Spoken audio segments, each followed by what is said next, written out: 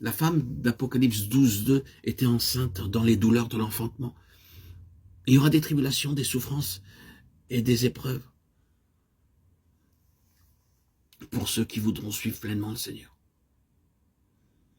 Nous voyons dans Apocalypse 12:6 la femme s'enfuir. Les croyants rejetés sur la terre s'enfuiront pour se cacher dans le désert pendant 3 ans et demi où Dieu les nourrira. Selon Apocalypse 12:6-13, le diable vient avec 3 armes.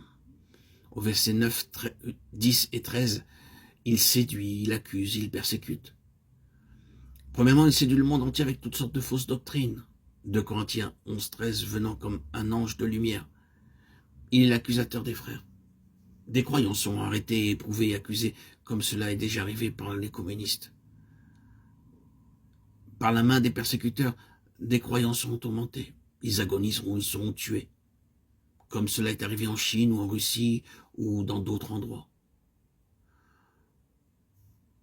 Donc, avec ces 3 armes d'accusation, de séduction et de persécution, le diable viendra et fera ce qu'il devra faire. Nous aussi, nous avons 3 armes par lesquelles nous pouvons vaincre le diable. Apocalypse 12:11. Et la première est le sang de l'agneau. Alors que nous proclamons le précieux sang et la constante aspersion du sang sur nos consciences, nous avons de l'assurance dans la présence de Dieu et la purification intérieure. Par la foi, nous avons la vie éternelle. Par le sang de Christ. Tout comme nous bénéficions de la vie physique par le sang qui est dans nos veines. S'il n'y a pas de sang, il n'y a pas de vie. Comparez Hébreux 10:22, 9:14, Jean 6:51, 58. Ceux qui mangent le pain de vie et boivent son sang vivent pour l'éternité.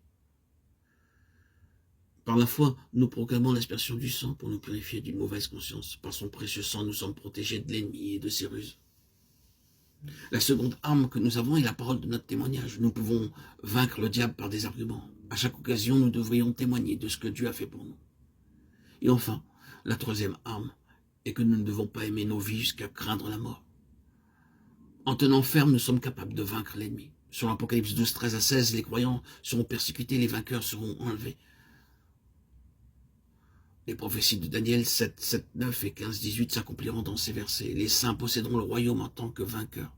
L'Antichrist fera la guerre à la femme, c'est-à-dire aux croyants. Apocalypse 12:27, 13, 1, 2. Le royaume de l'Antichrist s'étendra alors très rapidement. Par la blessure de sa tête, le séducteur dira aux gens qu'il était mort et qu'il est revenu à la vie. Il aura une bouche qui dira de grandes choses et qui blasphémera durant 3 ans et demi. Toute la terre adorera l'Antichrist. Mais les croyants seront réveillés par la persécution et la souffrance. Comme le Saint-Esprit pousse les hommes à adorer Christ, de même l'Antichrist sera adoré par des hommes encouragés eux-mêmes par de faux prophètes. Il accomplira des miracles. Nous voyons ici la Trinité satanique, l'Antichrist, le faux prophète et la bête et son image.